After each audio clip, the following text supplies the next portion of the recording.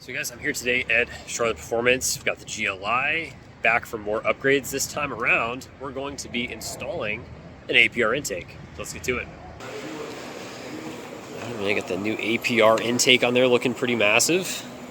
Quite as massive as that RS3 intake.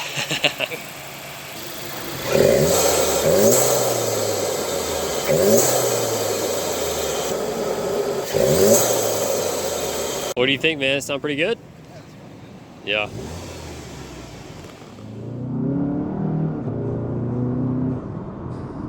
So I'm very pleased overall with the PEX intake from APR. You guys might have seen in the past, if you go back and look at the A3 build series, we actually did the first rendition of the open air intake from APR. Back at the time, they just had it in carbon fiber.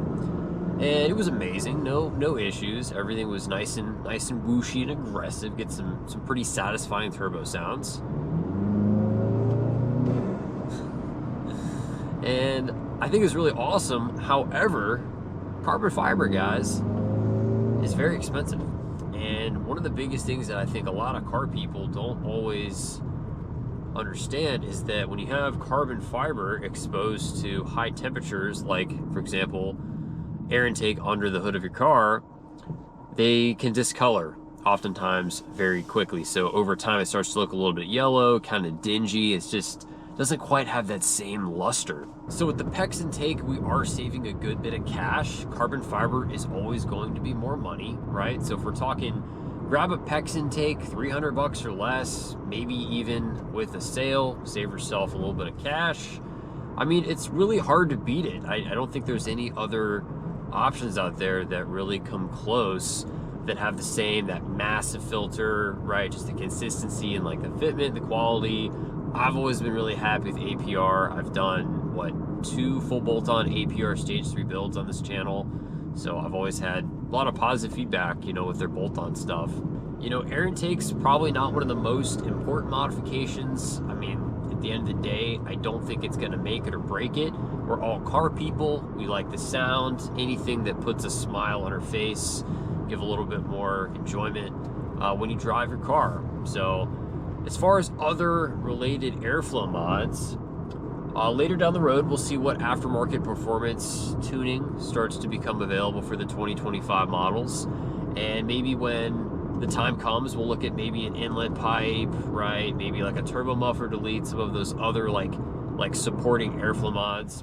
But right now, in its stock form, since we really can't tune these cars at the time of this video being recorded, I don't see a whole lot of benefit in like loading up every possible bolt-on with all those other parts. So I'm pretty happy with just running it as is, just a basic intake. It's totally fine. But it sounds really, really good. Make sure if you have like a GLI or a GTI or an A3, any of the MQB 2-liter E8 888 Gen 3 motors, any of the models with secondary air injection, you want to make sure that you have that secondary filter. Otherwise, you're not going to be able to complete your install. So be sure to link those down below somewhere in case you want to grab one.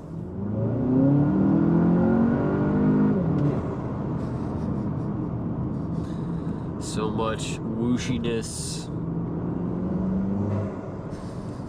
This particular intake is a little bit more tolerable, I would say, like for a daily driven car. You guys might have seen the video with the 5-inch CTS intake I had on the RS3, and that one was, it was quite hilarious. It was very entertaining. However, it almost was a little too obnoxious, like for a daily. So just something to keep in mind. I know a lot of these cars, some people go open, some people go closed box. I actually did a video on that a couple years ago, comparing the 2 versions of the APR intakes, again on the A3, so be sure to check those out if you haven't already. But yeah, I like this a lot for a street-driven daily car. Just kind of enhances like that tone a little bit without getting obnoxious.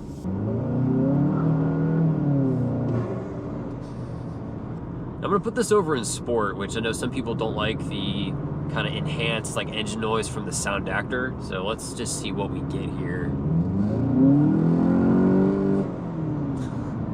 Yeah, it's definitely a little louder.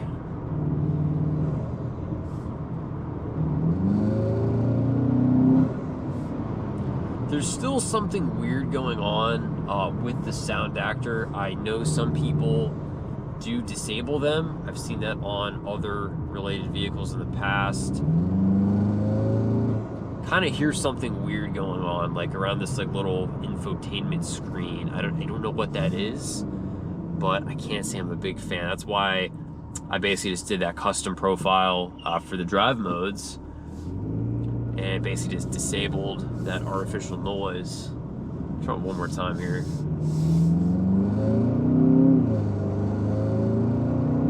I don't know if you guys can hear that super well, but it's a little annoying. It's like some type of, it's like something's loose or something, like right around kind of where my air conditioning controls are. A little weird.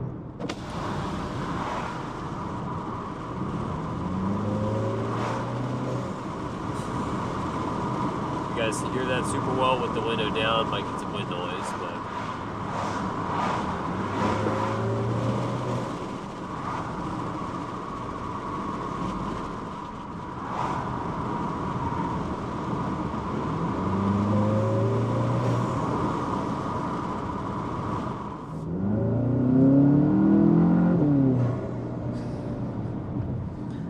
so overall, guys, great things to say about the PEX intake. Great value, great fitment. I'd highly recommend it. Be sure to check that out. Link down below.